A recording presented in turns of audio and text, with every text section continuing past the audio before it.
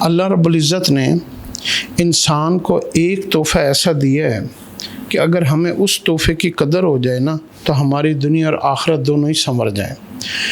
وہ تحفہ ایسا ہے کہ جب وہ انسان کے لیے آسمانوں سے وہ تحفہ اترا نا تو حضور صلی اللہ علیہ وسلم نے دیکھا کہ اللہ رب العزت نے میری امت کے لیے اتنا قیمتی، اتنا بہترین، عمدہ اور اعلیٰ تحفہ بھیجا ہے۔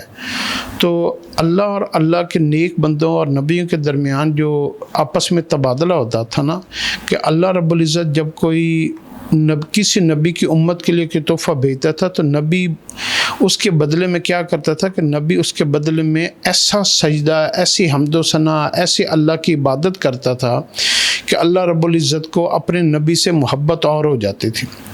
تو جب وہ تحفہ اترا تو حضور صلی اللہ علیہ وسلم نے اس تحفے کے آنے کے اوپر 6 گھنٹے کا لمبا سجدہ اللہ کے سامنے ایسا کیا کہ لوگوں نے یوں سمجھا کہ آپ صلی اللہ علیہ وسلم کی روح دنیا سے چلی گئی، آپ انتقال فرما گئے۔ حالانکہ آپ صلی اللہ علیہ وسلم اللہ کی حمد و ثنا اور اللہ کی تعریف اور اللہ کا شکر ادا کر رہے تھے۔ اور وہ تحفہ کون سا ہے؟ جب وہ تحفہ، اس تحفے کے بارے میں آپ کو یہاں سے اہمیت لگی کہ جس کے اوپر آپ صلی اللہ علیہ وسلم نے 6 گھنٹے کا سجدہ کیا، وہ کتنا قیمتی ترین تحفہ ہوگا۔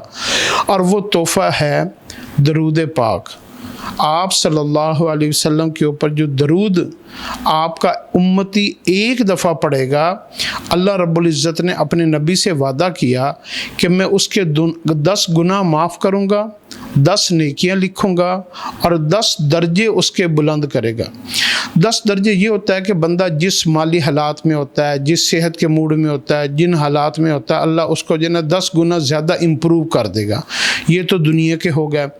آخرت میں کیا ہوگا؟ جنت کے 10 درجے بلند ہو جائیں گے۔ تو یہ درود پاک کو آپ معمولی چیز نہ سمجھیں، اس کو کوئی وظیفہ نہ سمجھیں، اس کو کوئی ہلکی سی عبادت نہ لیں۔ درود پاک اللہ رب العزت کے آسمان سے اتارے ہوئے تمام تحفوں میں سے سب سے قیمتی ترین تحفہ ہے اپنے کلام کے بعد، یعنی قرآن پاک کے بعد جو سب سے قیمتی ترین تحفہ ہے وہ درود پاک ہے۔